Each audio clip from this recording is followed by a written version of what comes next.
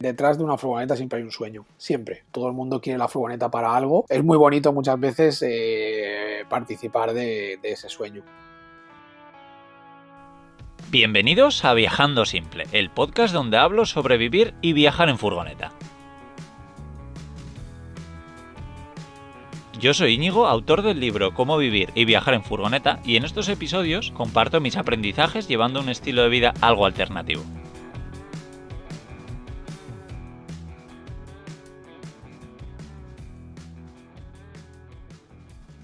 Bienvenidos a un podcast más de Viajando Simple. Hoy vamos a hablar de camperización de furgonetas. Eso de lo que yo, de verdad, que no sé tanto. La gente que sí que sabe y que ha visto mi furgoneta de cerca, pues ha comprobado que tiene muchos defectos de camperización. Por eso hoy me encanta traeros a Tony, que es del taller de camperización de Port Camper, y además de ser uno de los talleres que forman parte de mi proyecto personal Camperizando. Y bueno, con Tony resolveremos dudas que mucha gente tiene a la hora de camperizar, como por ejemplo, cómo es poner una chimenea en una furgoneta, algo que creo que ya sabéis me interesa muchísimo. Y bueno, antes de darle paso, quiero hablar de ferries, porque creo que ya sabéis que mi plan en unos meses es cambiar de furgoneta, por eso estoy hablando ahora con diferentes camperizadores, pero para despedirme de esta Volkswagen T4 que tantísimas alegrías me está dando, pues quiero hacer un último viaje a Canarias. Y el ferry para ir hasta allí con la furgo, pues lo buscaré, como no, en ferryhopper.com, donde comparan el trayecto que tú quieras hacer con tu ferry entre 47 operadores de ferries distintos. Así que, bueno, si queréis viajar en ferry, con vuestra furgoneta o como sea, echar un vistazo en ferryhopper.com. Y ahora sí, muy buenas, Tony. ¿Cómo estás? Buenas noches, Íñigo. Encantado de saludarte y saber de ti otra vez. Sí. Bueno, luego contaremos un poquito más, pero ya hemos coincidido hace no mucho, antes de venirme yo aquí a Cerdeña. Y bueno, a ver, te quiero acribillar a preguntas. Son preguntas que nos habéis mandado la audiencia a través del Instagram de Camperizando. Pero bueno, para empezar, si quieres, cuéntanos quién es Tony y bueno, qué hacéis en Port Camper. Bueno, básicamente nos dedicamos a camperizar furgonetas en todo el abanico de posibilidades que da la camperización, ¿no? Desde muebles a medida, muebles extraíbles, pasando por instalaciones de techos elevables, techos rígidos, segundas baterías, calefacciones y luego la camperización integral en general de furgonetas pequeñas, medianas y gran volumen. Genial. Y bueno, me interesa un poco tu opinión como profesional en el sector, que ¿por qué crees tú que este mundo camper está tan de moda ahora? Bueno, yo creo que más que está de moda, creo que lo han descubierto. Creo que ha llegado a España un descubrimiento que en el resto de Europa, sobre todo en Francia, Alemania, Bélgica y Holanda, es un sector, un tipo de turismo que lleva afianzado muchísimos años. Y aquí, pues quizá aquí todo llega un poquito más tarde y creo que ha llegado esto más tarde. Al final, estas ventajas que aporta este turismo las ha aportado siempre, pero parece que han sido descubiertas ahora, ¿no? Que es un poco, bueno, pues la libertad de viajar, de disponer de tu tiempo, de disponer de los lugares donde quieres ir, de permanecer en ese lugar en lo que quieres permanecer, si te gusta, si no te gusta, cambiar. Y bueno, ya te digo, más que moda, creo que es el descubrimiento de una nueva posibilidad de turismo. Ya, no, sí, interesante. Y además en Europa, pues yo cuando me fui a Australia, ¿no? En 2014, allí me daba cuenta que todos los australianos lo hacían. Y entonces fue cuando yo empecé a interesarme por ese mundillo. Así que sí, vamos un poquito por detrás. Pero bueno, incluso más detrás que nosotros, también creo que en Italia ahora se está empezando también a poner de moda, que van más tarde. O sea que no, me parece interesante. Bueno, te quería preguntar, porque también algo que está de moda es camperizar una furgoneta, el hacértela a medida. Sí que antes era más normal comprarte una furgoneta hecha, pero cada vez más yo veo que la gente lo quiere a medida, o bien hecho por ellos mismos con sus manos, o en un taller de camperización. Te quería preguntar a ver si tú crees que todo el mundo puede camperizar una furgoneta con sus manos. A ver, yo creo que todo el mundo puede hacerlo. Al final, una furgoneta camperizada se divide en diferentes partes de instalaciones, como puede ser mueble, electricidad, agua y demás, ¿no? Yo creo que hay partes que sí que se pueden asumir a nivel personal. Si tienes una formación en electricidad mecánica, pues obviamente puedes asumirla entero, ¿no? Pero aún así, teniendo, digamos, una formación básica, pues eso, ¿no? Lo que es el mobiliario, por ejemplo, pues lo puede hacer prácticamente cualquier persona, con mayor o mejores calidades, con mayor o mejores acabados, pero al final lo puedes acabar haciendo, ¿no? Luego hay ciertas ciertas partes de la camperización que ya se necesita una maquinaria, como por ejemplo el tema de la calefacción, pues ya se necesita un elevador, etc, etc, ¿no? Pero sí que hay ciertas partes de la camperización que las puede hacer uno mismo. Sí, porque lo que creo que me consta, ¿no? Es que hay muchas personas que, oye, se la hacen ellos más o menos, pero hay cosas como puede ser la calefacción o todo el tema eléctrico que les da un poquito más de cosa y van a talleres como el vuestro, ¿no? Sí, sí, sí, sobre todo partes críticas, ¿no? Que dan mayor reparo el hacerlas tú mismo, ya sea por seguridad, ya sea por estética, pues desde la electricidad, ¿no? Que da cierto reparo el miedo a no hacerlo bien y que luego puedas tener un incidente con ello, o por ejemplo las ventanas, que pueden parecer sencillas, ¿no? Pero no tienes margen de error. Si te equivocas cortando, luego arreglarlo es muy, muy, muy difícil, ¿no? Entonces nosotros de esto lo solemos hacer bastante, gente que nos llama solo para ventanas, solo para claraboyas, y no hay ningún tipo de problema. Sí. Vale, Tony, y cuéntanos qué ventajas tiene hacerlo con un profesional, ¿no? Porque, vale, sí, cada uno con mucha paciencia y con mucho tiempo, como digo yo, pues más o menos, si tienes esas dos cualidades, pues igual lo puedes hacer, pero entiendo que hacerlo con Port Camper, por ejemplo, tendrá muchísimas ventajas, ¿no? ¿Cuáles pueden ser? Bueno, la principal es el tiempo.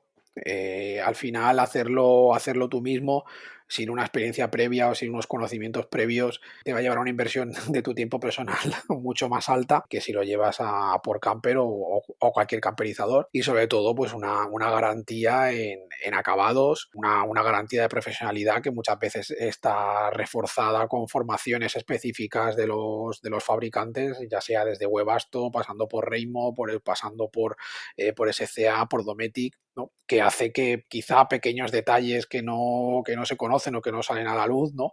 Que a nosotros nos lo recalcan mucho en las formaciones, ¿no? Pues hace que precisamente, pues a veces marque la diferencia, ¿no? Entre una buena instalación o una instalación mediana o incluso defectuosa. Sí, sí, sí. Bueno, en mi caso ya creo que ya mucha gente sabe que esta furgoneta me la hice yo, pero bueno, que la siguiente la voy a mandar a alguien para que me lo haga de forma profesional y eso ya quiere decir mucho, ¿no?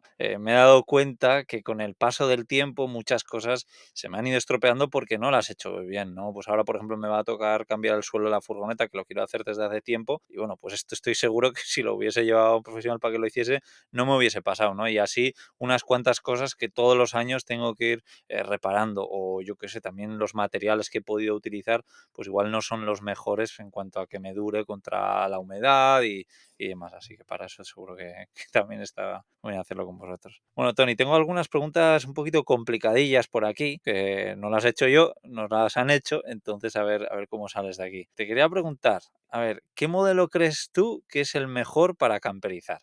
¿Tú qué modelo prefieres que os lleven al taller para hacerlo? A ver, como norma general, y creo que con esto coincidimos casi todos los camperizadores, Fiat Ducato Boxer Jumper, lo que es ese chasis, ese modelo es muy, muy versátil para camperizar. Además de ser el más ancho de todos, lo que te deja hacer una cama transversalmente, hay muchísimos componentes que están diseñados específicamente para ellos, desde depósitos hasta claraboyas, entonces te facilita mucho lo que es la camperización. Luego ya a partir de ahí ya depende un poco de las necesidades de cada uno, ¿no? Cada furgoneta está diseñada un poco con un objetivo. Por ejemplo, Sprinter, Crafter, MAN, parece que están hechas un poco más para autopista, pues son más estrechas, son más esbeltas, grandes distancias. Luego Iveco, ¿no? Parece que está hecha un poco más diseñada para grandes cargas. Y ya te digo, la que más o menos resume un poco o coge un poquito de cada uno de los modelos y luego además a nivel de fabricantes, pues hay muchísimos componentes para ellas, es Boxer Jumper Ducato. A mí me hace mucha gracia que nadie camperiza Ford Transit, ¿no? Y hace no mucho me enteré que debe ser un modelo bastante complicado, ¿no? Para camperizar.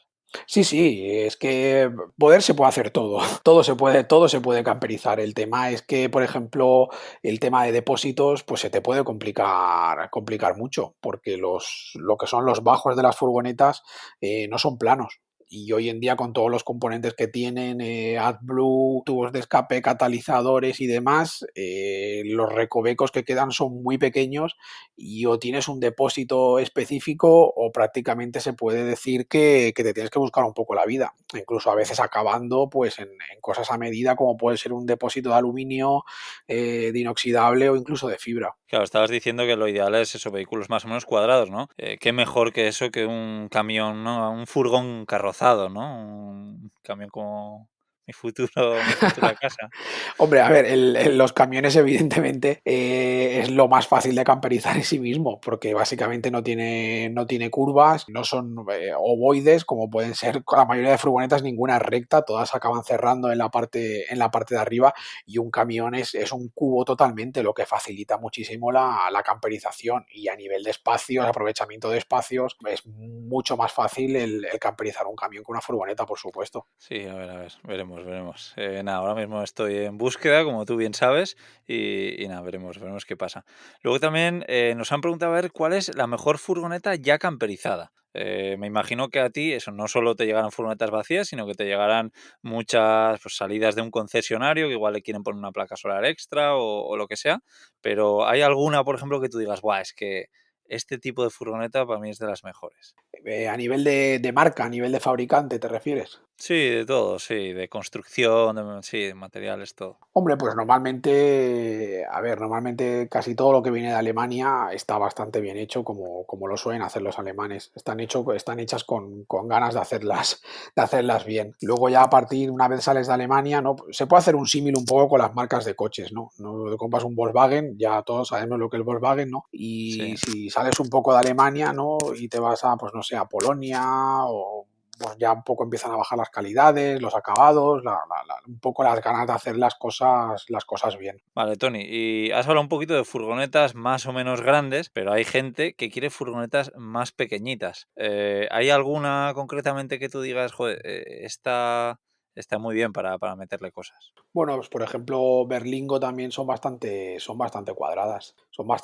Sí, son bastante cuadradas y bastante versátiles. Sí, la verdad es que alucino lo que hace la gente con furgonetas tan pequeñas, ¿no? En el canal de YouTube de Camperizando recientemente hemos compartido una mini camper y bueno, es alucinante. O la de mi compañero Chicho de Furgo Celta también, que bueno, que es una pasada ver todo lo que tiene ahí metido. A mí me flipa. Bueno, y otra cosa también para hacer las furgonetas un poquito más grandes es el tema de los techos, ¿no? Que sé que vosotros lo hacéis ahí en Port Camper, el tema de poner un techo rígido, un techo elevable, pero quiero saber tu opinión y qué te parece mejor, si un techo rígido, un techo elevable, cuáles son los pros y los contras de cada uno. Al final, un poco volvemos a lo mismo, son las prioridades y necesidades de cada uno, ¿no? Obviamente, cada uno de los techos tiene sus ventajas y tiene sus desventajas. Las ventajas del techo elevable, pues que puedes utilizar prácticamente la furgoneta para diario y puedes seguir metiéndola, por ejemplo, en el parking de tu vivienda, porque prácticamente no sube la altura.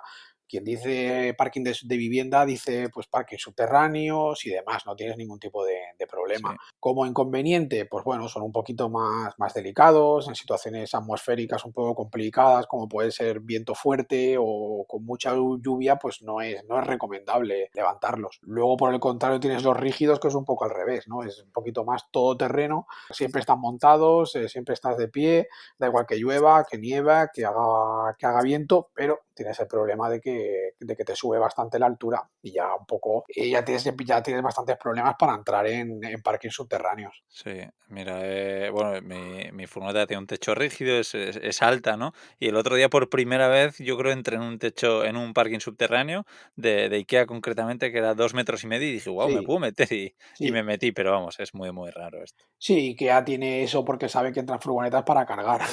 Por eso, Claro, por eso los tiene más altos. Si no, en la mayoría de parkings que está entre el 1,95, 2,10 eso máximo, es. es lo que tienen. Es Sí, sí. complicado, es complicado. Sí, sí, y bueno, para añadir un poco, porque yo en Australia viví en una furgoneta con techo elevable y ahora estoy en una furgoneta con techo rígido. También he de decir que son mucho más discretas cuando tienes el techo rígido, ¿no? Sino que, porque con el elevable tú aparcas en una ciudad, levantas el techo y sabían perfectamente que estabas ahí. Y lo que tú decías, el viento y el frío, me acuerdo que era muy desagradable, era como estar como en una tienda de campaña.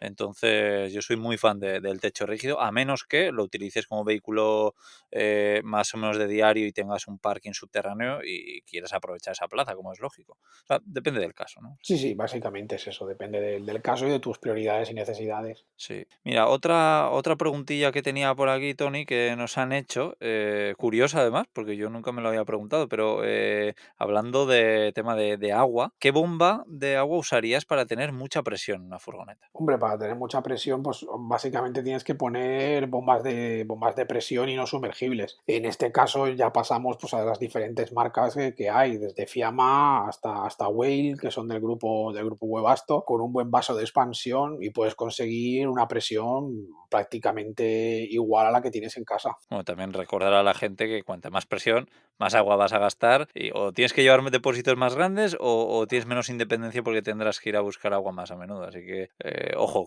con el desear demasiada presión, ¿no? Así es, así es. Sí. Y bueno, también nos preguntaban, a ver, ¿qué crees tú que es lo imprescindible que se debe de llevar en una furgoneta camper? ¿O qué es lo que tiene que tener una furgoneta camper? Volvemos a lo mismo, dependiendo de tu hábito, de cuál sea tu manera de salir con esa furgoneta camper, si eres más de fin de semana, de weekender, como se llama, o bien de temporadas largas, viajes largos. Hombre, nosotros creemos que como mínimo una calefacción, una segunda batería y una placa solar es lo mínimo para tener una mínima independencia energética y sobre todo térmica. A partir de ahí empieza todo, ¿no? Pero ya con eso, pues eso, no pasas frío, puedes tener una nevera, puedes tener agua y creemos que es lo mínimo, tener esa independencia energética y térmica. Sí, me hace mucha gracia, ¿no? Porque efectivamente mucha gente estará de acuerdo contigo. Pero bueno, yo soy de los que ha habido una furgoneta con una nevera con hielos, sin calefacción, sin placa solar y sin nada, ¿no? Y que he vivido en una furgoneta así. Y bueno, pues luego escucho a muchos que decís cosas así. O ahora con el camión alguien me escribía y me preguntaba, pero bueno, ¿vas a tener paso de la cabina a la vivienda? Y yo, no, pues casi seguro que no voy a tener esa opción. ¿Cómo que no? Pero si eso es imprescindible. Y bueno, o sea, para alguien que ha viajado en una monovolumen, pues eso no es tan imprescindible. Pero bueno, yo entiendo que soy un caso aparte, que efectivamente el tener una buena temperatura dentro de la furgoneta, que ahora hablaremos un poquito de calefacciones, creo que es algo muy importante. Pero bueno, me hace gracia. Y bueno, Tony, otra cosa que nos preguntan, a ver, es cuántas placas y baterías tú crees, no yo, sino tú, que es un profesional en esto, que hay que poner para poder vivir en una furgoneta camper. Bueno, más que placas, siempre hablamos de potencia. Placas y baterías, siempre hablamos de potencia. Y nosotros siempre recomendamos unificar. Más que nada porque la gente cree que dos baterías se comportan como una sola y no es así. Exactamente igual las placas solares. No es tan importante el número de placas solares o el número de baterías, sino la potencia que vas a tener, tanto de placa como de batería, ¿no? Y todo va en función un poco de tu consumo, ¿no? Teniendo en cuenta que lo que más consume en una furgoneta camper es la nevera, pues a partir de ahí puedes, una potencia con una nevera normalita, se puede decir que con una nevera de unos 100, perdona, con una batería de unos 100, 110 y una placa sobre 180, 200, es lo mínimo para que esté todo compensado y no tengas problemas básicamente de energía.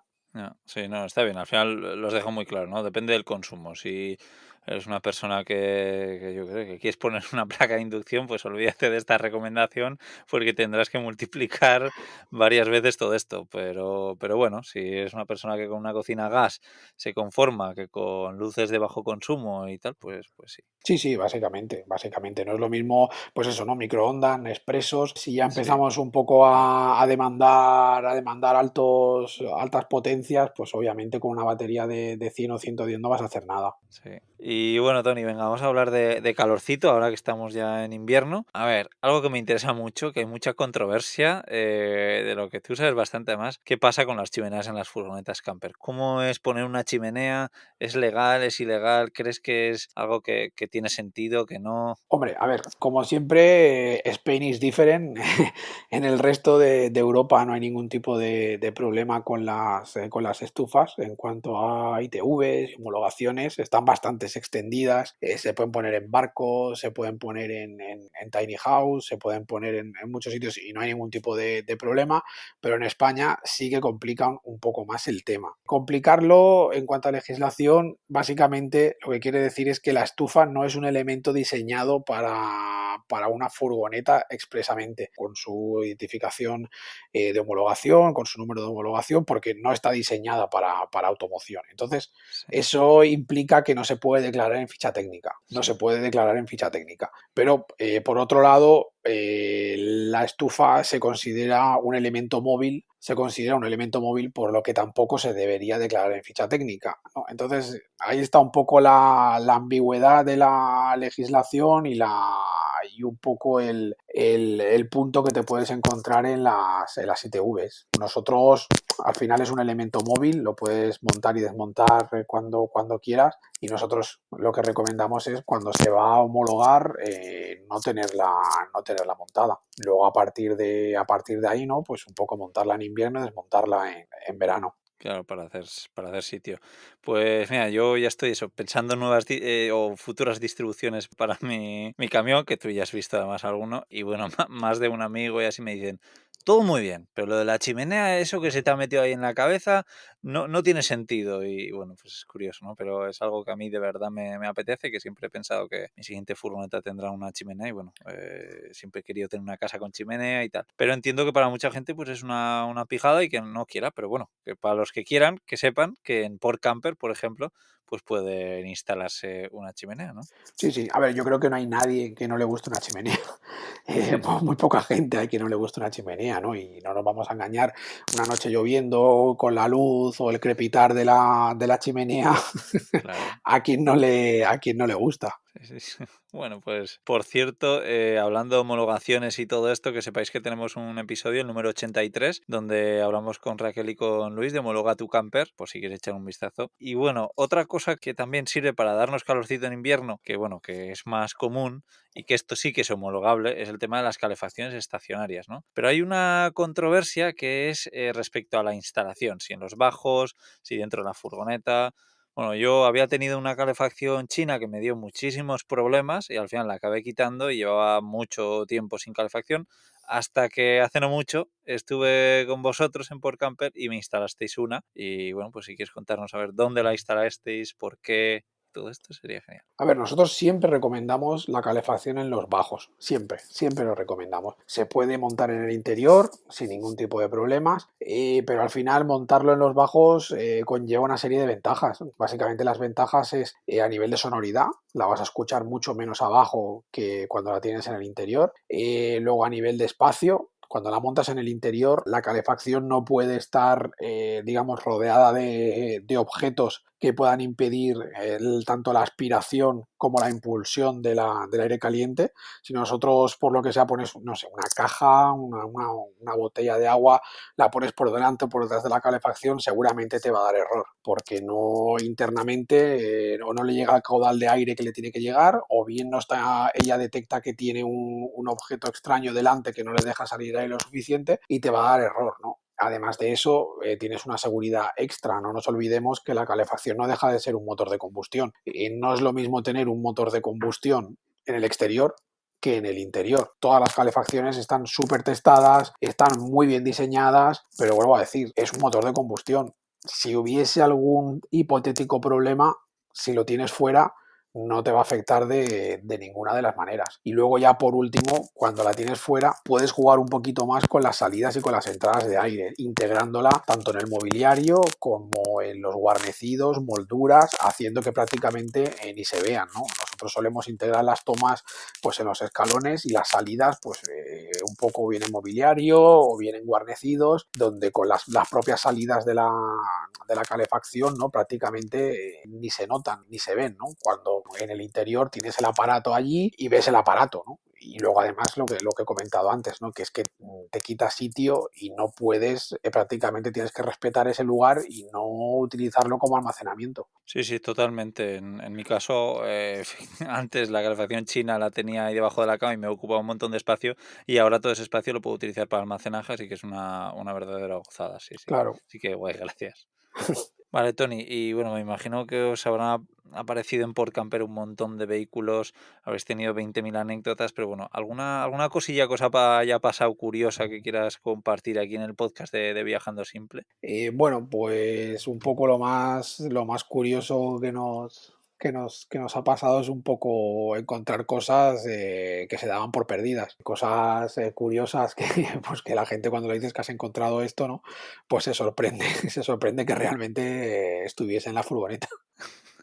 O sea, que desmontando la furgoneta habéis encontrado cosas por ahí Sí, sí, que el cliente daba por perdido. sí, sí, básicamente. Desde dinero de diferente índole hasta cargadores, cascos de móviles, sí, sí, ropa Buenísimo. interior, sí, sí, Buenísimo. Claro, sí, claro, es que a mí mismo me pasa, por ejemplo, yo casi todas las navidades cuando vuelvo a casa suelo desmontar media furgo para limpiar a fondo y tal, y siempre me encuentro por ahí que se ha caído algo que da por perdido. Claro, claro, qué bueno. sí, sí. Y claro, cuando se la entregas al cliente es como, oh, no me lo puedo creer, pero si lo rebusqué por todo, sí, sí, pues estaba ahí. Qué bueno, qué bueno. Vale, Tony, me gustaría también que cuentes un poquito cómo es el proceso de alguien que se quiere camperizar una furgoneta en un taller de camperización. O sea, cómo llega hasta vosotros y cómo lo hacéis vosotros para darle un presupuesto, también plazos. Bueno, entiendo que dependiendo de lo que hacéis, pero cómo acogéis a ese primer cliente.